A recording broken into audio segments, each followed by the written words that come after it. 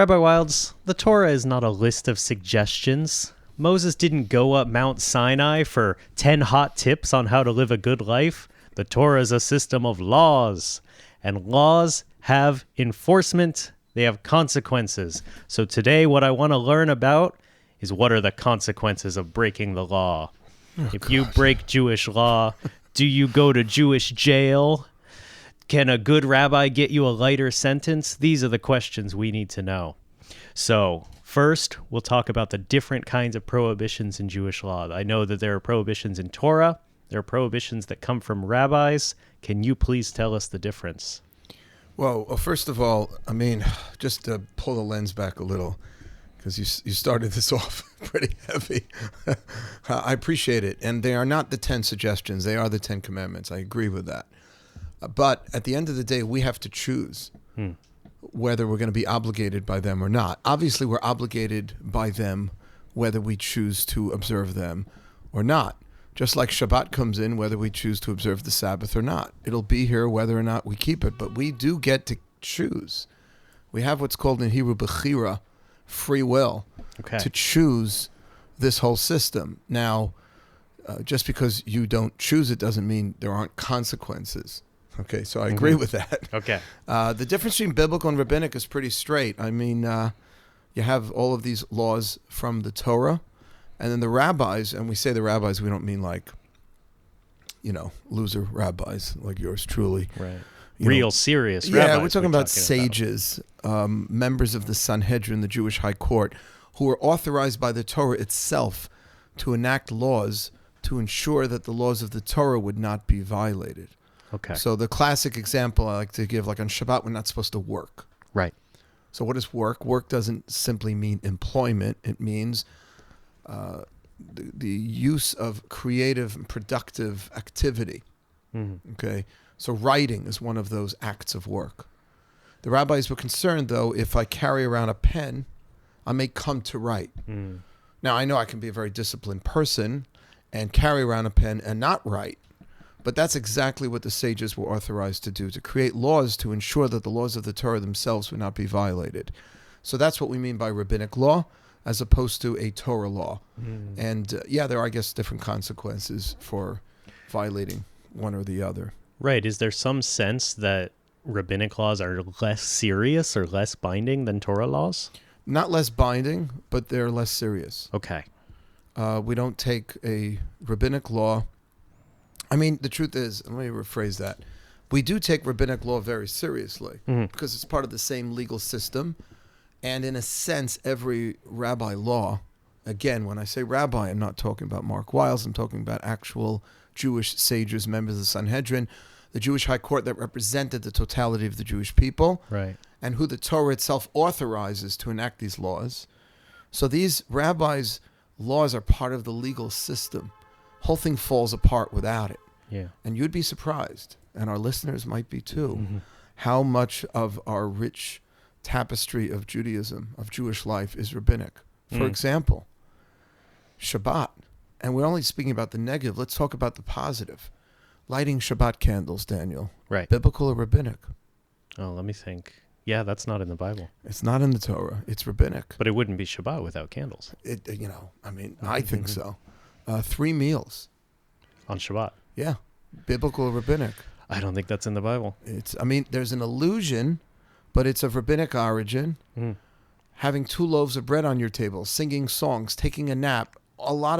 If we were to strip Shabbat down to biblical, right, we'd be making Kiddush and Havdalah.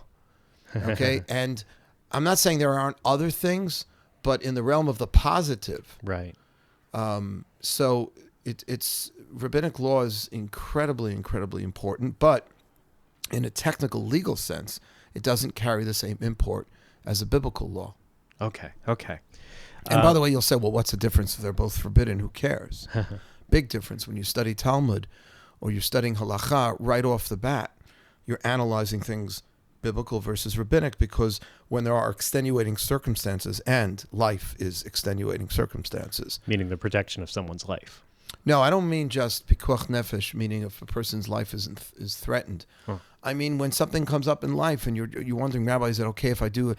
The first question the rabbi's asking himself is this biblical or rabbinic? Oh, okay. Because if it's rabbinic, there's more leeway, not to simply push it aside, but to have other extenuating circumstances say, oh, it might be okay. And there's more leeway with rabbinic than there is biblical Oh, okay. in terms of leniencies. So as a rabbi, you don't have the authority to create new laws, and you really don't have the authority to break the laws, but you might have the authority to look at someone's situation and tell them, well, there's a good enough reason to bend this rabbinic prohibition because of the circumstances of your life. I mean, I wouldn't say bend it. I would say in this situation, it may not apply. Oh, okay. And I think that's very, very important. What was the language you just used a moment ago, though? You used some sort of language that I think I wanted to refine a bit. About if you have the authority to tell someone that they can bend the rules? Right. Oh, no, you said that there is a difference when that a rabbi has a difference. Right. There's really nothing about being a rabbi here. Okay. Because if you're learned and knowledgeable, you make the analysis yourself. You don't have to go to the rabbi. Okay. A rabbi just means a teacher. If you're learned enough in a particular area of Jewish law, you can paskin the shaila yourself. You can answer the question yourself. We do it all the time in our kitchens. If we know something, we only call a rabbi when we don't know something. But it doesn't have to be a rabbi per se. It just has to be somebody more learned, right, who knows the area well. And that could be you okay, if you become more knowledgeable. Okay, well, that's why we're here. Okay, so there's different levels or there's different types of prohibitions. There's rabbinic and Torah. Let's zero in on Torah prohibitions and ask a similar question. Are all Torah prohibitions the same level of seriousness? That's a really good question. It doesn't appear from the Torah itself that there's any variation or difference. Okay. Like you and I will look at a law from the Torah and we'll look at, lo talbesh shatnez. Do not wear shatnez, a mixture of wool and linen. And we'll be like, that can't be nearly as important or as serious as taking another human life. Right.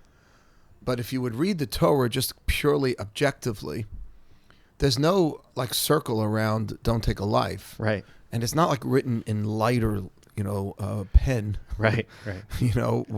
About it's not bold. Do not murder is not in bold. No, there's no bolds. There's no asterisks. Right. Now, I had this conversation many years ago with my mentor and teacher, Rabbi Grimblad of blessed memory, where he said that you could make an argument that maybe some Torah prohibitions are more serious than others by the penalty that the Torah prescribes. For example, if the Torah prescribes capital punishment for a certain prohibition, that might be an indication that that prohibition is more serious than another one. But from the Torah's, from a pure, just looking at the words in the Bible, and even rabbinic tradition, we don't have a clear sense of I can take that biblical law less seriously than the other one. Why? Because this, in my society, my parents, my professors in school, they didn't really seem to emphasize that law too much. So it can't be as important. God couldn't take, what I wear as important as I don't know, doing something else right in the Torah. But these are all human evaluations and judgments. Wow. Okay. But we do make those human evaluations and judgments. And if someone came to MJE who didn't keep strictly kosher, you'd say, well, they're still welcome and they can learn and maybe they'll take on that commitment. But if someone was in the habit of murdering, they probably wouldn't be as welcome in the community. Yeah, that's just because it's affecting other people. Okay. But listen, we don't make judgments about anyone's Torah observance. That's between themselves and God. Right. And that's a very, very important issue to think about as we have this conversation, that no one should walk away from this conversation thinking that I or anyone, I guess in the Torah observant community, looks down at anyone that is not observing. Everyone's trying to do their best. And we have to learn, obviously, is there a hierarchy? And you're asking a very good question. And I'm saying basically that we're not supposed to pick and choose. And that's what happens a lot. And that happens in the Orthodox community also, where you see certain mitzvos have a little more mazel. Mazel. There was actually a professor at JTS, Jewish Theological Seminary, many, many years ago, who wrote an article about mitzvot. He called it a mace mitzvah.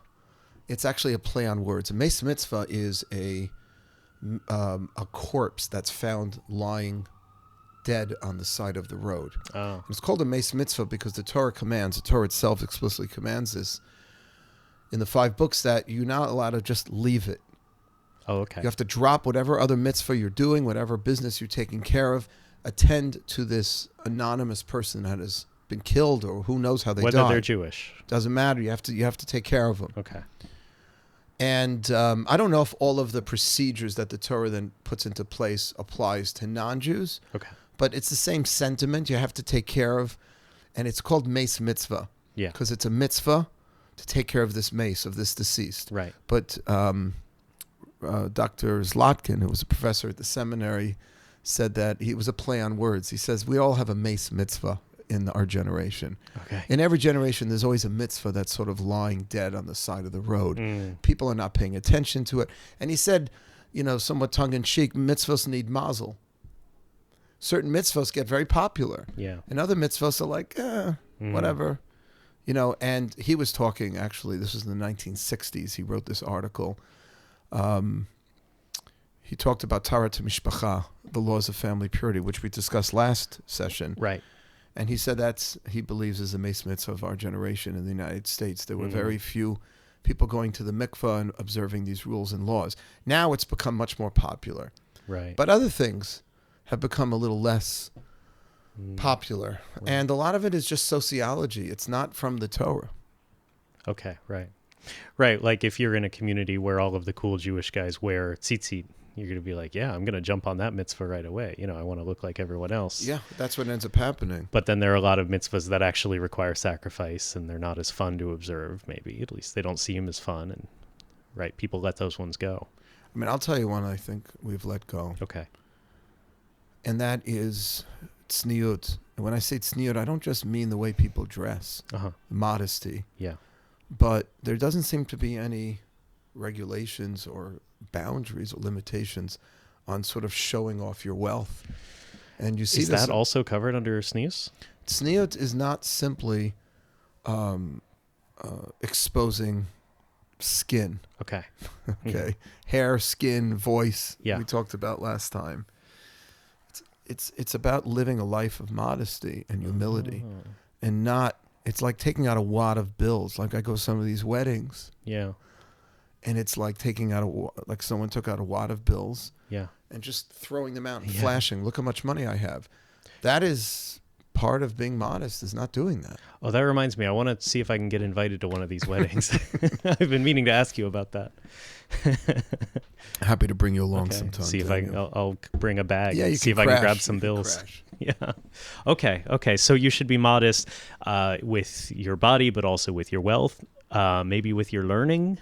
There's a way to be modest. Yeah. If you don't want to show it off, you don't want to just a quote a source so you can look smart. Yeah. Or quote or say something because it'll I don't know, endear you with others or get other people to respect you more when you're just doing it for that and you're not just trying to actually answer the question. Yeah. Doesn't it say in Pirkei Avot that if you shouldn't brag about knowing a lot of Torah because you were made to learn Torah? That's just who you are. Yeah. And I didn't, quote Pirkei Avot to sound smart. I just read that one part. Just show off. Yeah. Show off Baal Tshuva. I like Pirkei Avot. It's understandable. It's kind of on my level. It Oh comes my in God, English. it's on everyone's level. Yeah. Because it just cuts through to the greatest sages to more beginners. It's great. Right. Okay. So you might, if you look at your culture with some openness, you might discover that some of the mitzvahs have really been forgotten. They were almost like dead in your generation. That does not give you permission to start killing mitzvot, Or taking them less seriously. Yeah. There's a beautiful parable attributed to the medieval sage Rabbeinu Yonah, one of the great commentators on the Talmud. And he compares God's giving of the Torah and the mitzvah to the Jewish people to an owner of a property. Yeah. And someone who owns a lot of farm property, has all different types of orchards and trees and things that need to get harvested and worked. So he purposely does not tell his workers which tree is going to yield a greater produce. Okay. Why? Because they'll all gravitate to that tree and they'll ignore the other trees.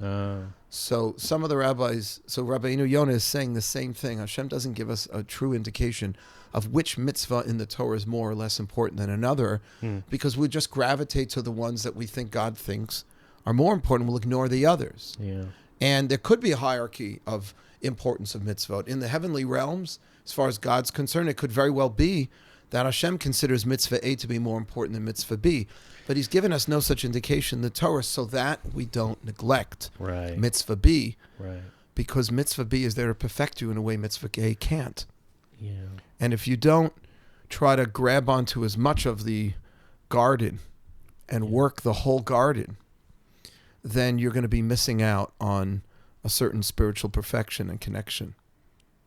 Let's make sure we clarify one thing that people might not know, because I always grew up thinking that a mitzvah was just like a nice thing to do. Right. Like, oh, if you help, it's such a mitzvah. That's the way we use it. And that's... what does it really mean? The mitzvah is tzav.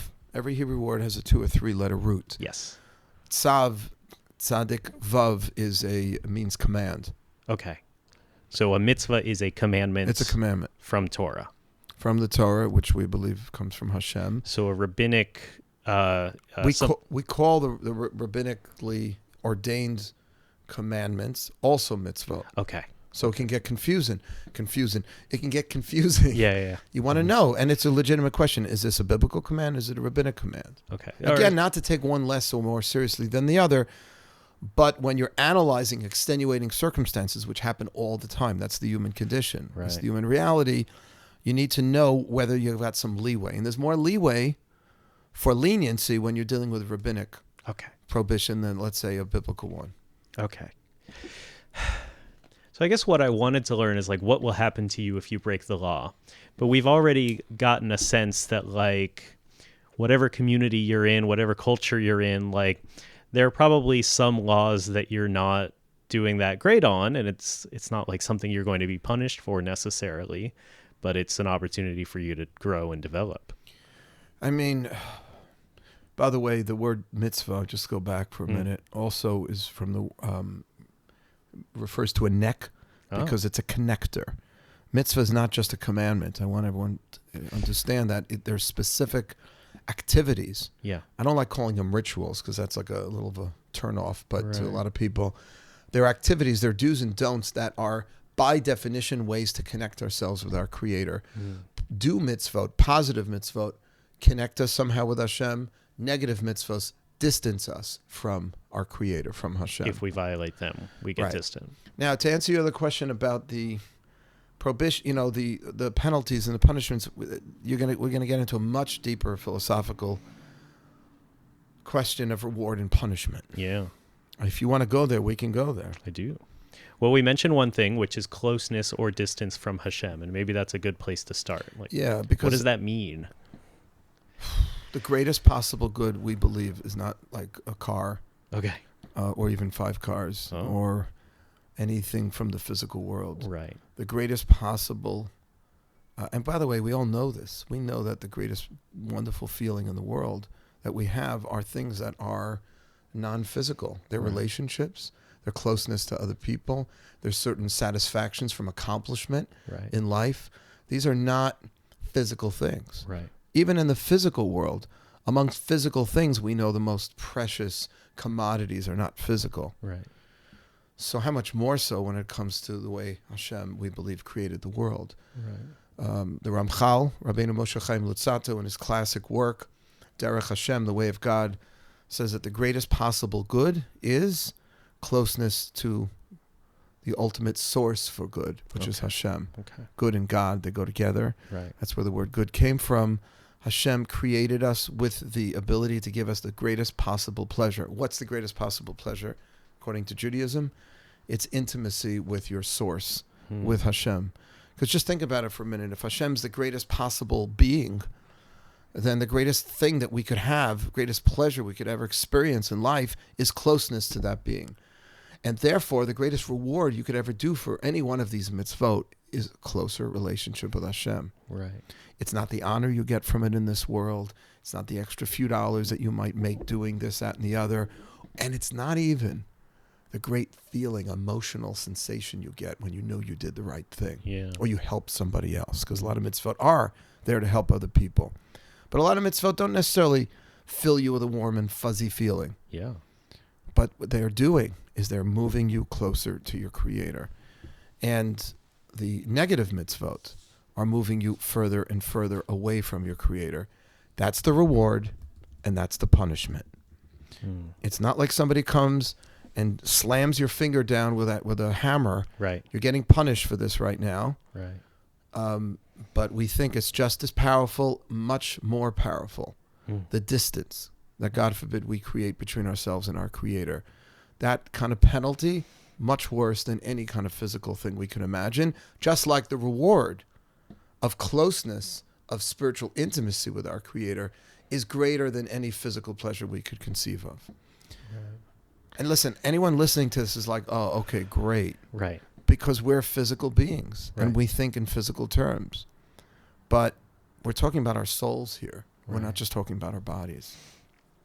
Right. Well, I am thinking about that listener who this might not register for. Maybe someone who doesn't have a sense of like what it feels like to be close or far away from God, or that, you know, if that's not something that you're attuned to, then this will seem kind of hollow to people. And I don't know how to communicate that in a way that'll register with people, you know? I think what I said before might help a bit, which is to think and ponder for a moment of how wonderful the feeling of love between two people is. And it might have physical manifestations. It might make us tingle a little. We might get sexually aroused. Something could happen in the physical realm, but it starts in the mind. Yeah. And it develops in the emotions. And again, emotions might have physical manifestations, but these are not physical things. And look how powerful that is. That's what everybody wants in life. And we all know that even though we're spending a lot of our day running after money, we know at the end of the day, all the money in the world is not going to fill us up with any of the level of joy and long-term happiness as connecting to other people in a deep, meaningful way, or doing something, volunteering for a cause, or helping someone who's in need. I went to a funeral yesterday, unfortunately. One of our donors passed away, very, very special woman by the name of Pearl Ginsburg. And her son, Alan Steinberg, was a dear friend, told the story. And she said that she was at synagogue, and a little girl was wheeled in on a wheelchair. Yeah. And the little girl came from a Hasidic family, and she was here from Israel because she had some serious medical problems and issues that kept her confined to the wheelchair. Yeah. And his mother, Pearl, went over to her and found out her situation, and said, it's going to be very hard for a girl in a wheelchair to find a shidduch. A soulmate. A soulmate. Yeah. And she basically took care of all of her surgeries until she was completely healthy, and went to Israel for the wedding, and her son Alan was at the wedding too. Wow. And standing in the corner at the funeral chapel was this Hasidic gentleman standing in the corner. I guarantee you that feeling that Pearl had when she went to that wedding and saw that girl walk around her groom 7 times into the chuppah. Wow. And knowing that she was able to help her walk, paid all the bills for all those hospital visits and surgeries, gave her much greater pleasure than any money in the world. Yeah. And I think we all know that to be true. So anyone who's listening to this that says, well, reward means closer to God, punishment means distance from God, blah, blah, blah. We know that the greatest pleasures in the world are not material. They're not physical. Right. Okay, so that's the kind of good that you can aspire to when you honor mitzvot and try to move yourself closer to God. But we did mention, we said that the reward is not material and it's not money. But then we also mentioned that if you have money, you can do a tremendous amount of good, and it gives you the power to move yourself closer to God and to do mitzvot. Sure. So is money and material wealth part of the covenant that we made with God? That if we honor the commandments, we'll be wealthy? It's interesting.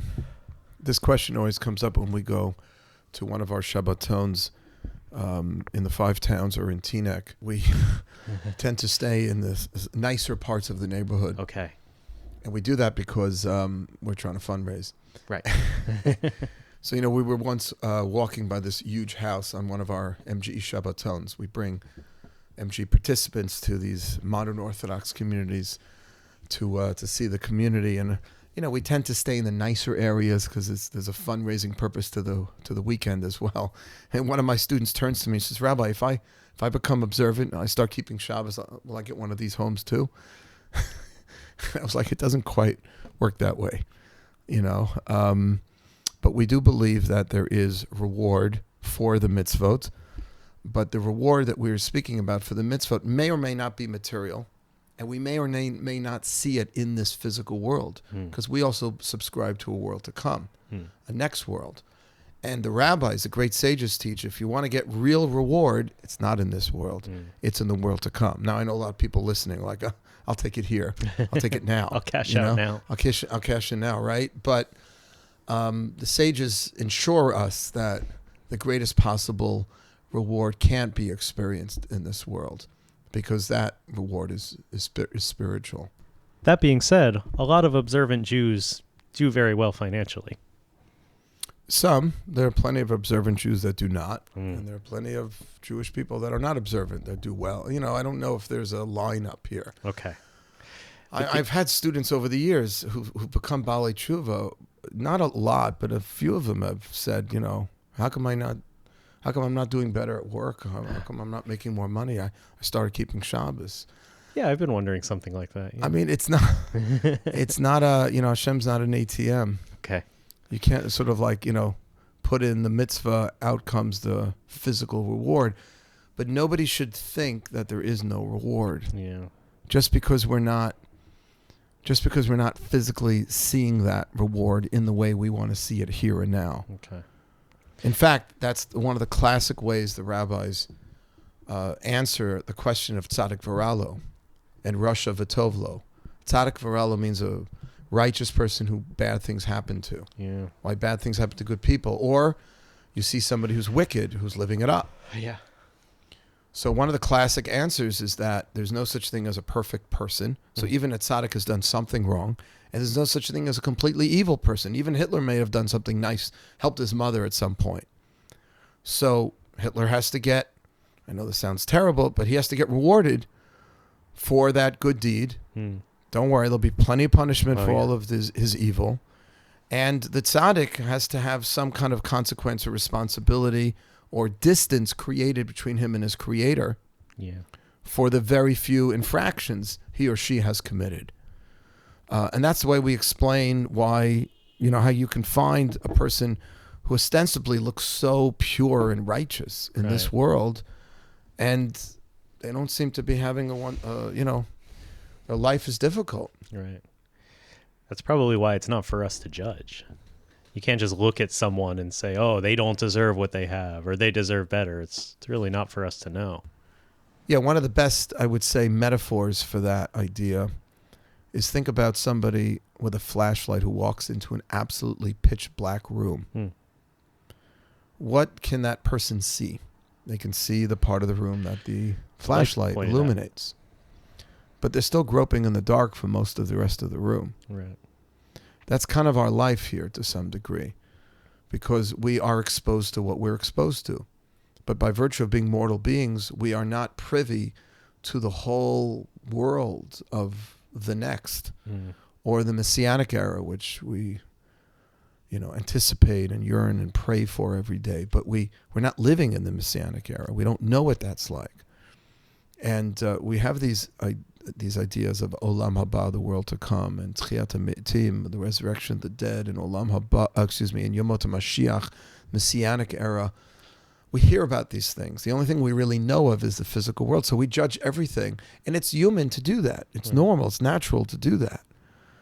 But it's like a guy walking into a pitch black room with a flashlight, claiming he understands the full reality when he's only seeing a small speck of it. Okay. Olam haba. We talked about it a few times. That means the world to come, right? Yeah. Where is it? When is it coming? Is this heaven? I guess, some people would refer to it as heaven. It's a very strongly held belief within Jewish tradition that after our bodies physically deteriorate and die, Yeah. the soul lives on. The soul is either an expression of Hashem or an actual part of God, like the Bali HaKabbalah believe. Whatever that is, it predated our physical existence, and it will survive our physical existence. And where does that soul go? That soul goes on to experience a different reality, another reality that's not this physical world. Yeah. And that's a very important Jewish belief. There are interesting sources for this throughout the rabbinic and biblical literature. But, and it's not something we just made up. It's not just something we made up to make people feel better. Because it's not in Torah, or is it? There's nothing explicit. Yeah. There's no explicit verse that says when you die, your soul will go to. Right. But there are other verses I have a class on this where I go through the various psukim, the various verses in the Torah that Chazal, our sages, interpret and understand based on oral tradition that these verses are referring to the next world. And there are some debates. Some rabbis will look at that same verse and say, no, that's referring to the Messianic era. Others rabbis say, no, that's not referring to Yemot HaMashiach. It's referring to Olam Haba, the world to come. Right. But it's a very strongly held belief that, and it makes sense rationally, even intellectually, that if there's a part of us that's not physical, why should that die along the physical? Right. Okay, so do we believe that if you live a better life, you get a better world to come? 100%. Okay. That's pretty much across the board, widely held belief within Judaism. Are you reunited with your loved ones? That I don't know. It stands to reason that the soul is affected and connected by the human relationships it's had in this world, and therefore there are some rabbis who say that there will be a reconnection. You hear people saying that at funerals all the time because that's kind of like what we want to believe, and that makes sort of sense to believe. There is some evidence, if you will, within rabbinic tradition of such a tradition that we'll be reunited with our ancestors and people with whom we were close. Yeah. Again, no explicit source for that. Okay, yeah. But pretty widely held belief as well. Well, I know when some people or some cultures conceptualize what happens after you die, it's like you get a version of your body and you're walking around and I guess you're in clouds or something. And that sounds pretty different from what we're describing. I mean, yeah, according to Maimonides, the great Rambam, he said that it will not be a physical existence. Okay. And there are statements strewn throughout the Talmud that you will have certain pleasures, but those are not physical pleasures. Again, they're pleasures of being connected even more intimately with your source, with Hashem. Right. The way I like to look at heaven versus hell is you create your own heaven or you create your own hell. Yeah. Because essentially your good deeds, and when I say good deeds, I'm referring to the mitzvot and nice things that people do for each other. Right. Those things live on. Right. They don't die with us. We even know that on the sort of memory level, the things that we remember about our loved ones after they're gone X amount of years was not how much time they spent in the office or how much money they made. Right. It was the way they touched other people, the meaning that they gave other people in their lives. And in a sense, when we do those types of things in our physical lives, they survive us. They live on. And you create your own Olam Haba. Yeah. You create your own world to come. I'll give you an analogy. I didn't know we were having this conversation, but I don't know whatever we're talking about, so that's okay. Imagine somebody that loves literature. Okay. Did I share this with you? This is metaphor. Not on the podcast.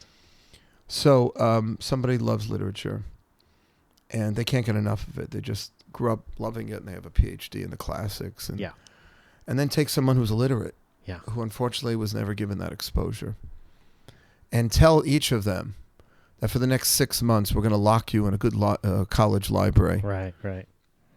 And we're going to throw away the key. We'll have your food delivered to you 3 times a day under the door. Right. But you can't leave. Right. It's just you and those books. Yeah. And you'll have what to eat, For one person, it's heaven, and the other person, it's hell. Right. So if you cultivate spirituality, and we believe we do that through the mitzvot, in this world, you're creating an appreciation for your soul of spirituality. So when you go to an all spiritual world, which is the world to come, it's heaven. Oh, interesting. But if you've neglected your soul and you have no appreciation for spirituality, the only thing you've come to love in this world are the physical things that, all the trappings that we have around us, then when you go to this all spiritual place, that's hell, man. Yeah. Right. It's a place where you don't get to experience those physical things that you devoted your life to. And that's all you learn. That's all you've learned to love. Yeah. Now, you can't be, a lot of people, when they hear me share this, they say, well, is that fair if somebody didn't have the exposure? Okay, if you didn't have the exposure, you're not held responsible. Yeah. But the net effect is to still not be sensitized and spiritualized by those activities. Wow, interesting. So the more mitzvot you do, the more you're working your soul out. Think of it like a gym. Yeah. You enjoy going to the gym. You love the process of tearing tissue to build muscle. And you go to that big gym in the sky. Yeah. It's heaven. Right. It's awesome. But if you never worked out, you just let your body go. You don't really. And then all you can do is in the next world is work on yourself. Not so much fun. Right. Not as fun. Right. Then you're doing the unpleasant part of working out. Interesting. Well, you might see the bumper sticker that's like, oh, I hope they have beer in heaven, or I hope they have fishing in heaven. I think what you're saying is it's best not to devote your life entirely to those pursuits, because when you're in heaven, you'll be disconnected from those things. You'll be in a right more now. spiritual Now, place. here's the beauty of Judaism, according to the Kabbalists. Okay. And that is, we're not asking anyone to give up physicality. Yeah. We're not an ascetic people. Yeah. We don't measure our spiritual advancement by how much of the physical world we've cut off. Right. What we measure our spiritual advancement is based on how much of the physical world we've spiritualized, we've sanctified, we've elevated. So we eat and we enjoy the food, but we make a blessing before it, and we make sure that the food is kosher. And we channel the spiritual energy found within food to a higher place. So we take the physical world, we make it holy. Yeah. And when you do that, and then you leave this physical world and there's no more food, you have all of that spiritual muscle that you've built around the food. That's now part of your soul that moves on to the next world. And the same thing with sex, and the same thing with anything in the physical world. Yeah. Or money, giving some tzedakah, spending in the right way. Our mouth, our speech, trying to speak in the best possible way, trying to turn down speaking ill of our neighbor. Once you use the mouth and all of our speaking and our language and all of that stuff coming out of our mouth, and the stuff going into our mouth, the food, all builds the soul. Yeah. But if you just eat and you just talk and you don't try to do anything to elevate it, sanctify it, make it greater, and that's, of course, how you make the world greater, the physical world, then when you're no longer in the physical world and you don't have the actual food and you don't have the actual sex and you don't have the... then it's just like you're in this completely foreign environment with just spiritual stuff and no training for it. Wow. So so that's a understandable conception of what the world to come is like and what your experience will be like after you die, potentially. But does our tradition have a conception of something like a hell where you do go to get punished? Dafka to get punished after you die if you're bad? So there's really no punishment for the sake of punishment in Judaism. Everything is rehabilitative. Even the death penalty. And you'll say, what's rehabilitative about the death penalty? But think about it, what we're talking about. Yeah. What's left after the death penalty? Your soul. Yeah. So somehow the Misa, this terrible punishment is still trying in some way to save and purify something greater. Yeah. And I would say the same thing when it comes to our concept of hell. There is this one place called, in Hebrew, it's called Gehenna. Yeah. It's actually mentioned in the Torah after a name of a place called Gehenom, which actually we show our group it every summer. Is named after a real place? There's a real place. It must be a rough place. Yeah. It's all sorts of interesting things happen there in biblical history. But what's interesting is that the way those who believe in Gehenna believe that it's a temporary period of time. It lasts for approximately a year following the death of a person for someone who needs some rehab before their soul can move on to the next world. Yeah. I like calling it the car wash, the spiritual car wash. Okay. If the soul, like many souls, accrue too much schmutz, then in order for them to move on, there needs to be a cleansing process. Interestingly, how long do we say the Kaddish for after someone has passed away?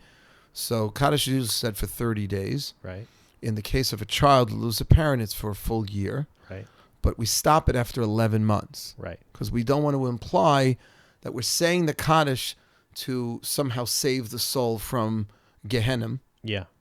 That it needed that car wash. But it might have. So we still say it. Okay. And the Kaddish is supposed to elevate the soul. Because the belief is that if you leave a survivor, a child behind, who you've inspired to continue to call out Hashem's name. Yitzkadal v'yitzkadash shemei Rabbi. Yitzkadal means great. V'yitzkadash means sanctified. Shmei is Aramaic for your name, Rabbi, your great name.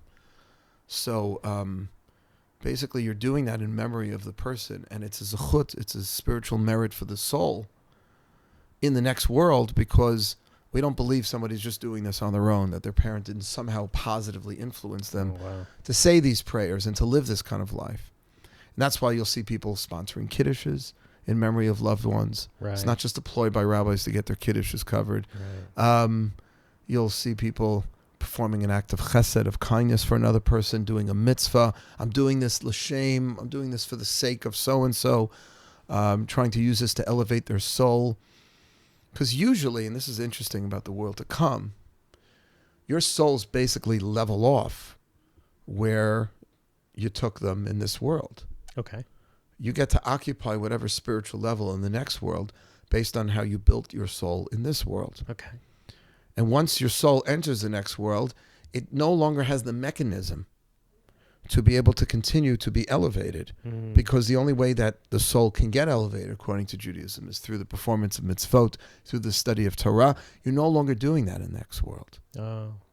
That's why there's a famous story with the Vilna Gaon, the great sage, who on his deathbed was clutching a pair of tzitziot, and he was crying. Yeah. And his students said, "We don't understand. You led such a saintly life. You're going to have a seat next to Moses himself. What are you crying about?" Yeah. And he was holding the tzitzis, and he said, "Because for just a few rubles in this world, I can keep a mitzvah. I can do a mitzvah. I can elevate my soul." Right. The next world is not for elevation. Oh. The next world is just to be at whatever level. That's why I like to look at this world as the gym. Yeah. The next world is like the schwitz. Okay. The schwitz is just a place where you go, or the whirlpool or the sauna, to just kind of like appreciate what you've built. And if you think about it, this is the perfect world. This broken mess of a place we called Earth or world is the perfect place to build your soul. There's so many opportunities to repair a broken world and to repair our own brokenness.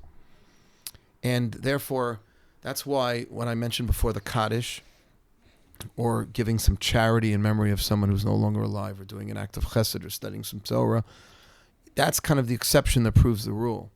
Because the person can no longer perform mitzvot in the next world. They can't elevate their souls anymore. But if you leave someone behind that you've inspired to do that, and they can sort of channel that spiritual positivity towards that soul, it has the power, we believe, to elevate their loved one in the next world. That's why when you go to a cemetery, there's a very strange tradition. If you wear your tzitzit out, you should tuck them in. Right. Why? Because the dead people don't get the honor of doing the mitzvah Yeah. of wearing tzitzit. And we don't want to like rub it in their faces. Exactly. It's called loeg l'rosh, which is like a spiritual tease. Yeah. They can't keep mitzvah. Wow. And this world, you'll say, well, you figure the next world is where you're going to do all the mitzvah in the world. No, That's this world. that's this world. This is the world, and again, a lot of this is coming from the writings of the Ramchal, great sage. This is the world where you build yourself. Okay. And just think of the gym again, because what do you have to do to build yourself in the gym? You got to tear a muscle. You got to Yeah. push yourself. Yeah. It's not supposed to be always the most pleasant experience, Yeah. but it's supposed to be a meaningful experience, so that the next world, you've risen, you've elevated your soul in such a place that it can enjoy the spiritual connection with God that you've achieved, and it could stay in that place for eternity. Wow. I knew you liked the schwitz, but you're describing it as actually being heaven. Heaven is Schwitz- actually a the schwitz. There is no greater heaven than a schwitz. Okay. And so built into this conception of the world to come, I think, is also an answer to the question of why there's senseless tragedy in this world. It's like because the soul is just visiting this world, and you make the most of the opportunity you have in this world, but really the soul is on its way back to this spiritual plane. The soul is not from this world, Yeah. and it doesn't stay in this world forever. And it gets complicated because in Jewish tradition we believe that our souls could have been in other people's bodies. Oh. There is a belief in, I guess, in what's called in Hebrew, Gilgulei Neshamot. Gilgulei means like the revolutions Oh. of the soul. Is that kind of like reincarnation? Yeah, Like your soul, we believe that your soul would have been in other people. In could have history. been. Could have been in other people. I'm not saying we have a definitive understanding of this area, but Right. there are sources that indicate. And there are crazy stories that I've heard Yeah. of people who have some kind of perception of those other bodies that their souls were in. Like maybe the soul brought some memories with it. Yeah, there's this kid, this just came up on my Instagram feed. It's super powerful, of a kid that had all these dreams and memories somehow of himself as a singer. Okay. And he almost had the last name, I forget the name, of who the singer was and where he lived and all blah, blah, blah. And it turns out there was such a person. It's very, very compelling. I read a book years ago called Many Lives, Many Masters. Okay. Abraham Weiss. Yale-educated, skeptical Jew, Okay. psychiatrist, who very often employed hypnosis to help his patients deal with trauma. And one patient by the name of Catherine, if anyone's read this book, they know who I'm talking about, under hypnosis started speaking other languages fluently and describing in great detail where she lived hundreds of years earlier. Freaked me out. And I started doing some more research, and this stuff's out there. It's, I don't know how you would explain, those types of things other than that she's somehow accessing a previous body in which her soul was. I mean, I know my immediate reaction to stories like that is to be the skeptical Jew and say, oh, these stories could be made up. Or It could be. They all could be, but check them out. Yeah. They check out. And if you believe that our soul comes from somewhere else, then it's not such a leap to think that it No, could bring you should something with also, it. Duke University has a paranormal research center. Do they really? Yeah. And they have... I think they show in Ghostbusters they visit there. So they... was that in Duke?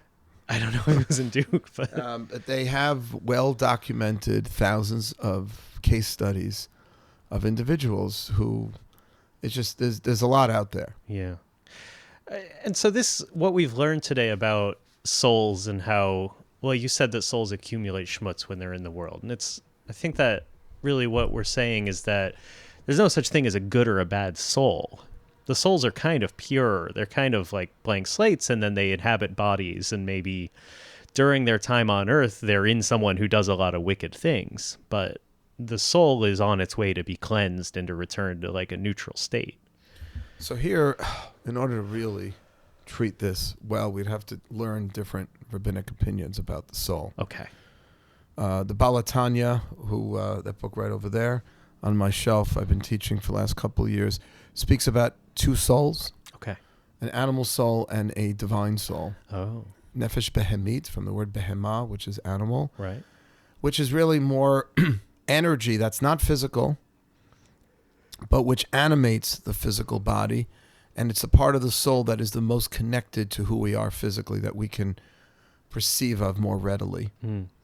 And there's, and that soul, we can do all sorts of things. We can schmutz it up, we can improve it, we can.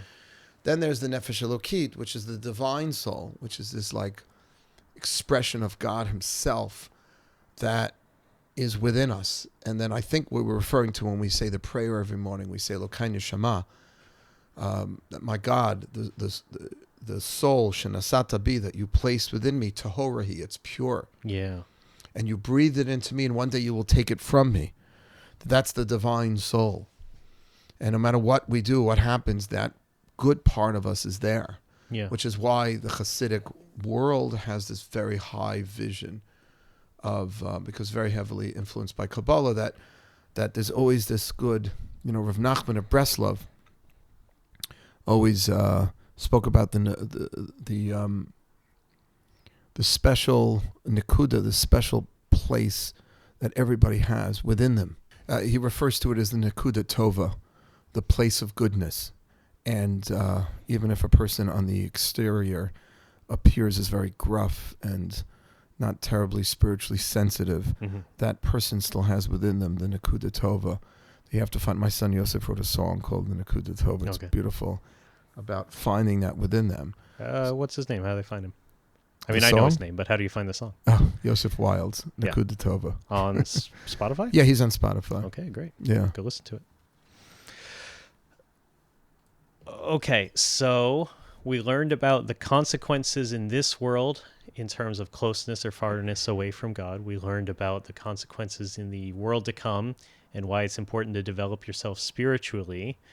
And we learned about, so then there's another form of consequences that you can run into in this world, and that is actual legal consequences, as in like getting arrested and going to jail. Right. So I heard that Jewish law also forbids breaking ordinary secular laws. Mm-hmm. Is that true? Well, first of all, I mean, it was in last week's Parshat Mishpatim, assault, battery, all these torts, they're all coined within halacha. Right. They're all forbidden. There's an additional tradition called Dina de Malchuta Dina, law of the land is the law, that you're supposed to listen to the laws of the country in which you live as long as they're not corrupt or they don't negate in any way the laws of the Torah themselves. Okay. When I say corrupt, like if the Roman tax collectors would pocket half the money, then I don't think you'd necessarily be required to pay taxes. Or if it's forbidden to practice Judaism.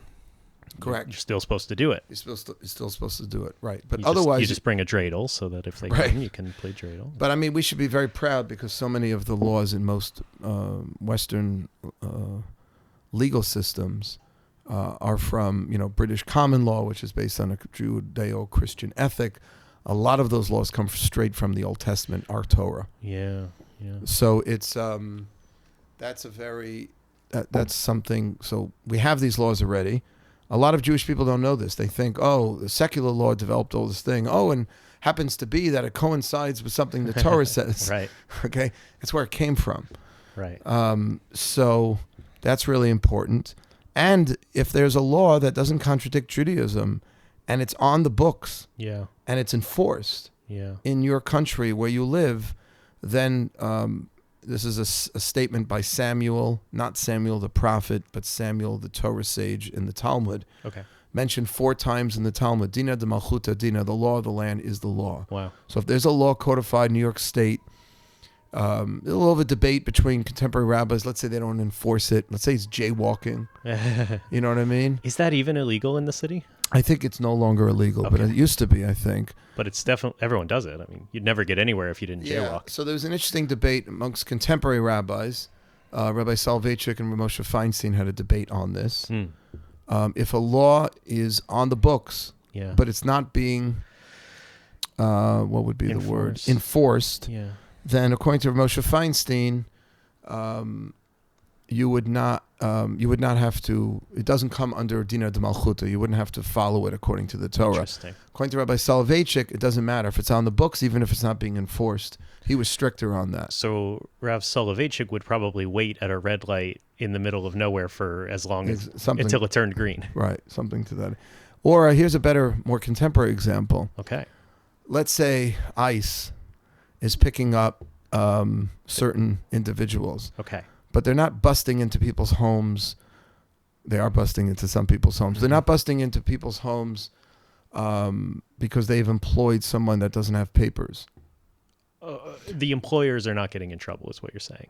Well, the private employers are not getting in trouble. Okay. Businesses or factories are. Getting in trouble. They're going into.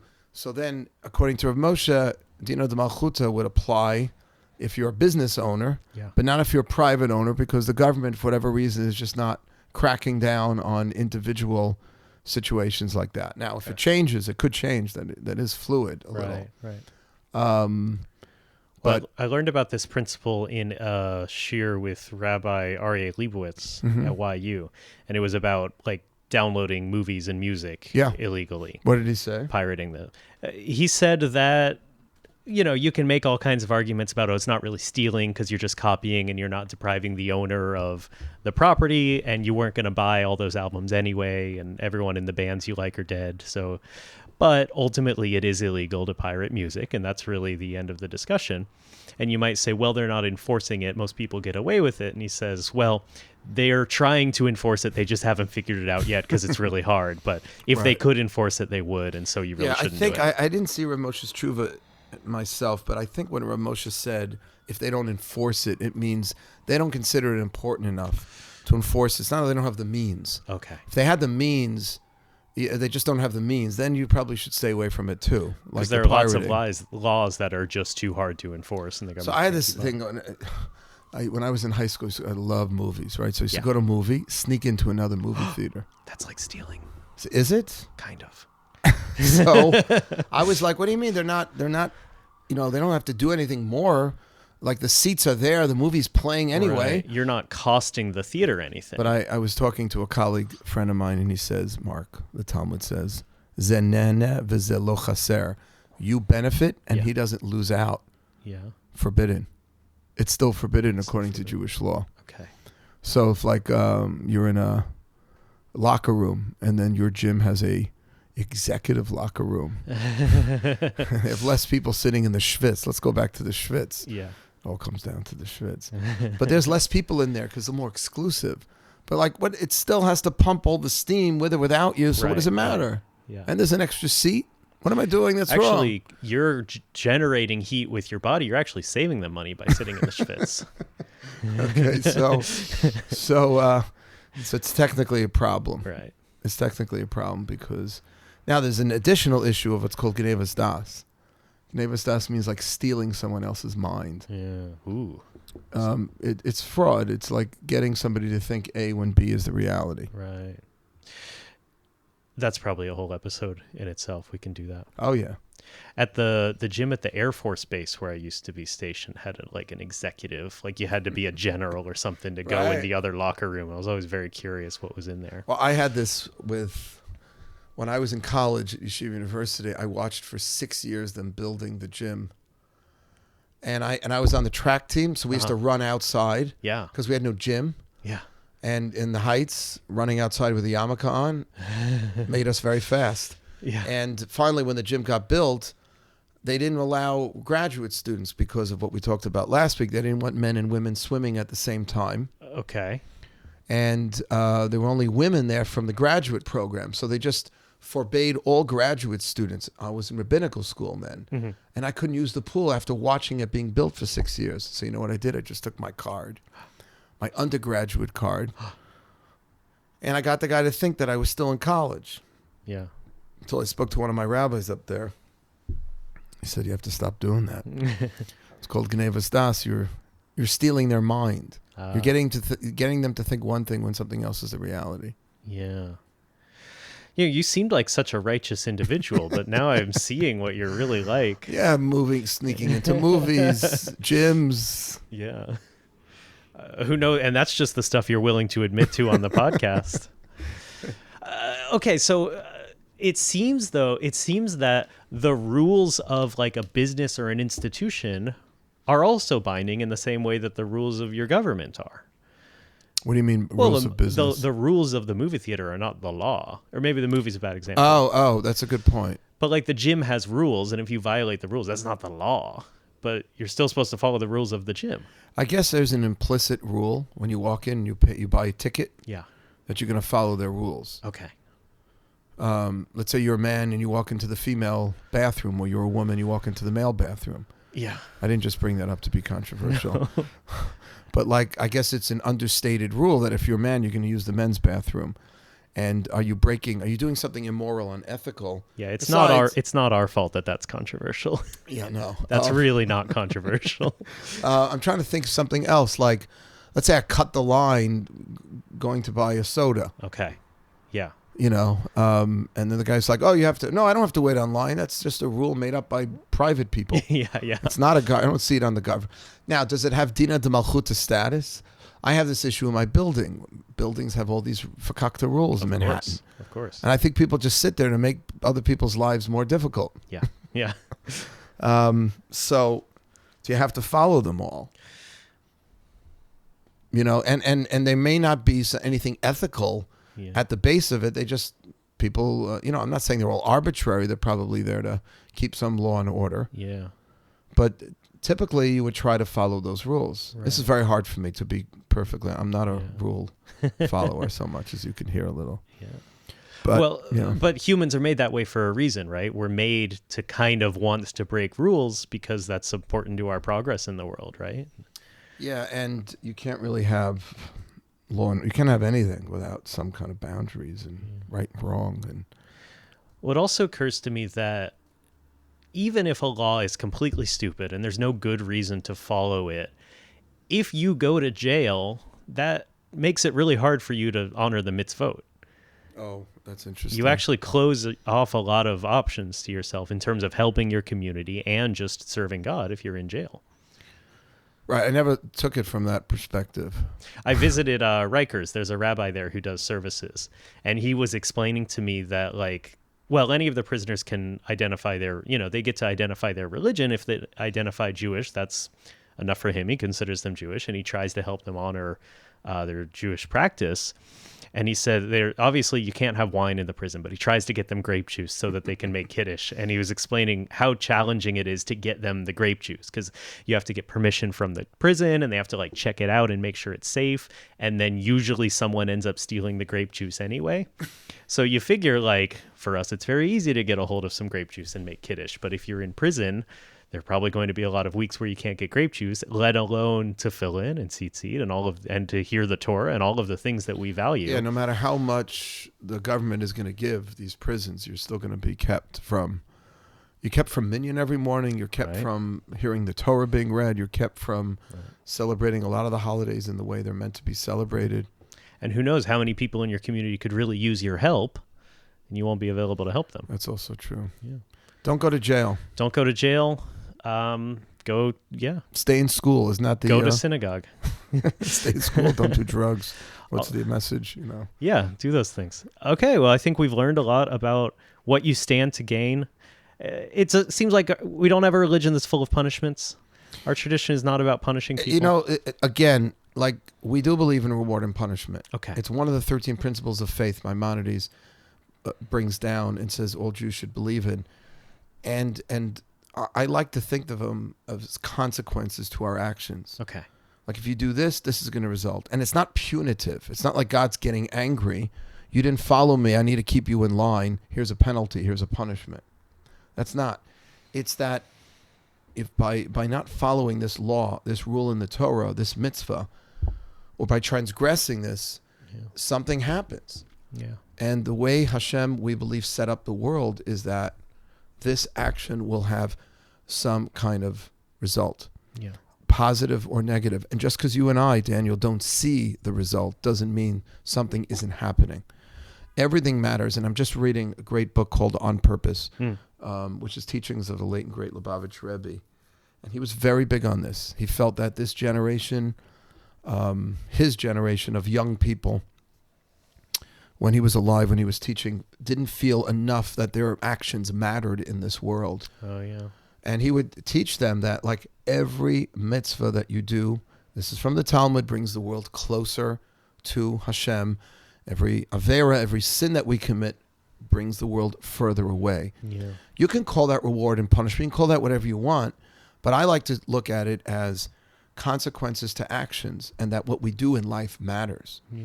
And if you do the right thing, it's going to, not just because it's the right thing, it's actually going to enable you to get closer to your purpose and mission in this world.